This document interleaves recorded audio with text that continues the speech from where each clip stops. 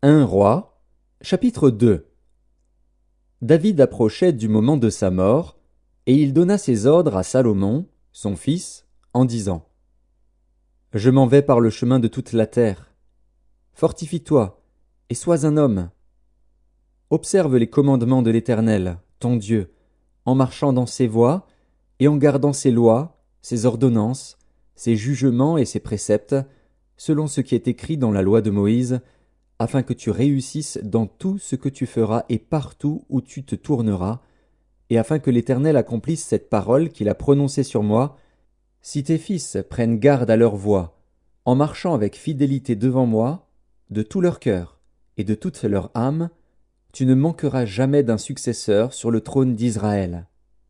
Tu sais ce que m'a fait Joab, fils de Tseruja, ce qu'il a fait à deux chefs de l'armée d'Israël, à Abner, fils de Ner, et à Amasa, fils de Jéter. Il les a tués. Il a versé pendant la paix le sang de la guerre, et il a mis le sang de la guerre sur la ceinture qu'il avait au rein et sur la chaussure qu'il avait au pied. Tu agiras selon ta sagesse, et tu ne laisseras pas ses cheveux blancs descendre en paix dans le séjour des morts. Tu traiteras avec bienveillance les fils de Barzilaï, le Galaadite, et ils seront de ceux qui se nourrissent de ta table. Car ils ont agi de la même manière à mon égard, en venant au-devant de moi lorsque je fuyais Absalom, ton frère. Voici, tu as près de toi Chiméi, fils de Guéra, benjamite, de Bakurim. Il a prononcé contre moi des malédictions violentes le jour où j'allais à Mahanaïm. Mais il descendit à ma rencontre vers le Jourdain, et je lui jurai par l'Éternel, en disant: Je ne te ferai point mourir par l'épée. Maintenant, tu ne le laisseras pas impuni, car tu es un homme sage, et tu sais comment tu dois le traiter. Tu feras descendre ensanglantés ses cheveux blancs dans le séjour des morts. David se coucha avec ses pères, et il fut enterré dans la ville de David. Le temps que David régna sur Israël fut de 40 ans. À Hébron il régna 7 ans, et à Jérusalem il régna 33 ans. Salomon s'assit sur le trône de David, son père, et son règne fut très affermi. Adonija, fils de Haggith, alla vers Bathsheba, mère de Salomon. Elle lui dit: Viens-tu dans des intentions paisibles? Il répondit: Oui. Et il ajouta: J'ai un mot à te dire. Elle dit: Parle. Et il dit: Tu sais que la royauté m'appartenait, et que tout Israël portait ses regards sur moi pour me faire régner. Mais la royauté a tourné, et elle est échue à mon frère, parce que l'Éternel la lui a donnée. Maintenant, je te demande une chose, ne me la refuse pas. Elle lui répondit: Parle. Et il dit: Dis, je te prie, au roi Salomon, car il ne te le refusera pas, qu'il me donne pour femme Abishag, la Sunamite. Bathsheba dit: Bien, je parlerai pour toi au roi. Bathsheba se rendit auprès du roi Salomon pour lui parler en faveur d'Adonija. Le roi se leva pour aller à sa rencontre, il se prosterna devant elle, et il s'assit sur son trône. On plaça un siège pour la mère du roi, et elle s'assit à sa droite. Puis elle dit: J'ai une petite demande à te faire, ne me la refuse pas. Et le roi lui dit: Demande, ma mère, car je ne te refuserai pas. Elle dit: Qu'Abishag, la Sunamite, soit donnée pour femme à Adonija, ton frère.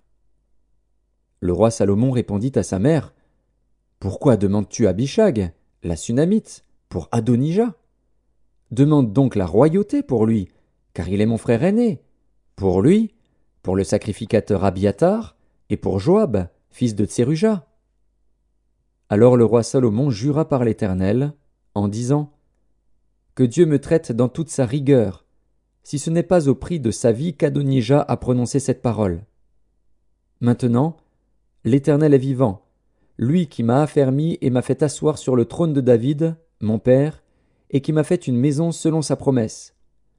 Aujourd'hui Adonija mourra. Et le roi Salomon envoya Benaja, fils de Jéhojada, qui le frappa, et Adonija mourut. Le roi dit ensuite au sacrificateur Abiatar: Va-t'en à Anathoth dans tes terres, car tu mérites la mort, mais je ne te ferai pas mourir aujourd'hui, parce que tu as porté l'arche du Seigneur l'Éternel devant David, mon père, et parce que tu as eu part à toutes les souffrances de mon père. » Ainsi Salomon dépouilla Abiathar de ses fonctions de sacrificateur de l'Éternel, afin d'accomplir la parole que l'Éternel avait prononcée sur la maison d'Élie à Silo. Le bruit en parvint à Joab, qui avait suivi le parti d'Adonija, quoiqu'il n'eût pas suivi le parti d'Absalom. Et Joab se réfugia vers la tente de l'Éternel et saisit les cornes de l'autel. On annonça au roi Salomon que Joab s'était réfugié vers la tente de l'Éternel et qu'il était auprès de l'autel. Et Salomon envoya Benaja, fils de Jéhojada, en lui disant « Va, frappe-le. » Benaja arriva à la tente de l'Éternel et dit à Joab « Sors, c'est le roi qui l'ordonne. » Mais il répondit « Non, je veux mourir ici. » Benaja rapporta la chose au roi en disant « C'est ainsi qu'a parlé Joab, et c'est ainsi qu'il m'a répondu. » Le roi dit à Benaja « Fais comme il a dit, frappe-le et enterre-le. Tu ôteras ainsi de dessus moi et de dessus la maison de mon père le sang que Joab a répandu sans cause. L'Éternel fera retomber son sang sur sa tête, parce qu'il a frappé 2 hommes plus justes et meilleurs que lui et les a tués par l'épée, sans que mon père David le sût. Abner, fils de Ner, chef de l'armée d'Israël, et Amasa, fils de Jéter, chef de l'armée de Juda. Leur sang retombera sur la tête de Joab et sur la tête de ses descendants à perpétuité.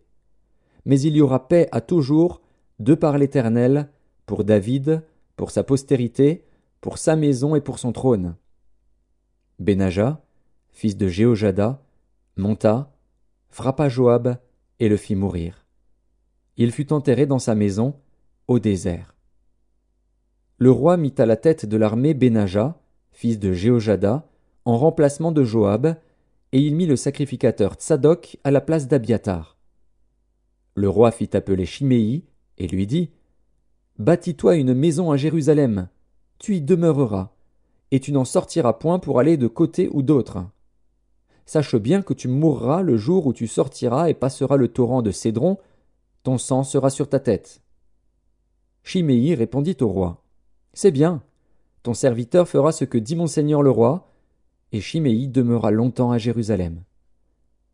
Au bout de 3 ans, il arriva que 2 serviteurs de Shimei s'enfuirent chez Akish, fils de Maaka, roi de Gath. On le rapporta à Shimei en disant « Voici, tes serviteurs sont à Gath. » Shimei se leva, sella son âne, et s'en alla à Gath chez Akish pour chercher ses serviteurs. Shimei donc s'en alla, et il ramena de Gath ses serviteurs. On informa Salomon que Shimei était allé de Jérusalem à Gath et qu'il était de retour. Le roi fit appeler Shimei et lui dit « Ne t'avais-je pas fait jurer par l'Éternel, et ne t'avais-je pas fait cette déclaration formelle? Sache bien que tu mourras le jour où tu sortiras pour aller de côté ou d'autre. Et ne m'as-tu pas répondu « C'est bien, j'ai entendu. » Pourquoi donc n'as-tu pas observé le serment de l'Éternel et l'ordre que je t'avais donné? Et le roi dit à Shimei, Tu sais au-dedans de ton cœur tout le mal que tu as fait à David, mon père. L'Éternel fait retomber ta méchanceté sur ta tête. Mais le roi Salomon sera béni, et le trône de David sera pour toujours affermi devant l'Éternel. Et le roi donna ses ordres à Benaja, fils de Jéhojada, qui sortit et frappa Shimei. Et Shimei mourut. La royauté fut ainsi affermie entre les mains de Salomon.